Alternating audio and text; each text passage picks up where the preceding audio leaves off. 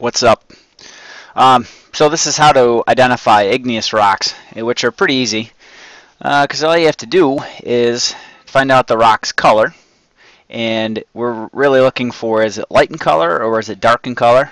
And that really tells us what kind of minerals we have in it. So these rocks on the left-hand side have minerals that are light in color, like pink to white and white. They have some darker specks in them, like biotite and amphibole. And the rocks on the right side that are darker, like these guys, like basalt is the big classic dark color rock there.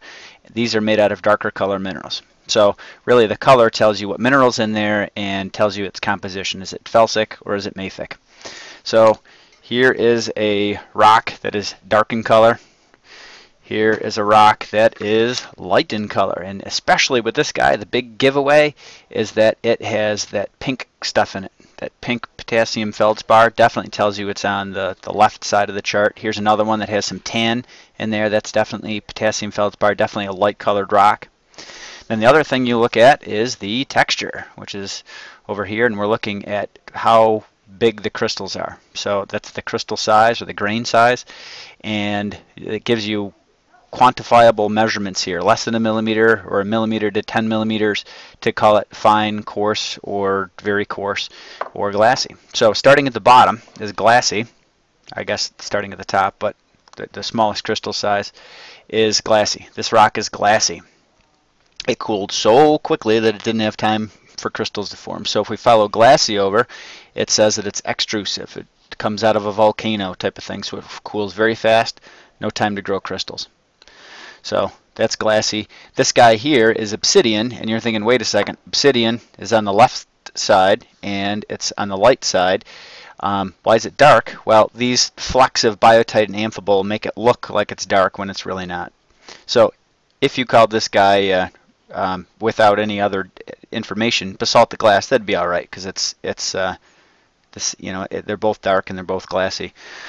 Moving on to a fine-grained rock. This rock still cools outside the earth, and now we have like salt and pepper size things here. So this guy cools fast, but not as fast as glassy. So it has a little bit of time to grow crystals, and I don't know. So there's my hand there for scale, and we call this fine grain, small crystals, and that guy would be kind of like salt and pepper. It's like half light, half dark. So I'm going to call that guy andesite because it's fine grained and medium in color, not super light, not super dark.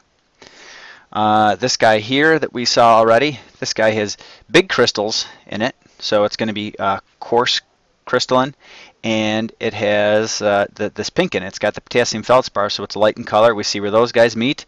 This is granite. Here's another granite, and this always tricks people. Remember that the texture, you can't feel for the texture. You have to use your eyes to look at how big the crystals are. So this one has big crystals. This is granite as well. So these guys, both granite. Both have big crystals. Both are light in color. This guy cooled even slower, intrusively, coarse, intrusively, because it's got such big crystals. And I guess the last rock that I have here is a gabbro. It's big crystals, dark in color, so big sparkly crystals, dark in color, and so that'd be a gabbro. Coarse crystals, dark in color, gabbro. Sounds good. All right, keep going. Oh, I guess one more thing before we end. Yes, let's stay logged in. Is this guy here?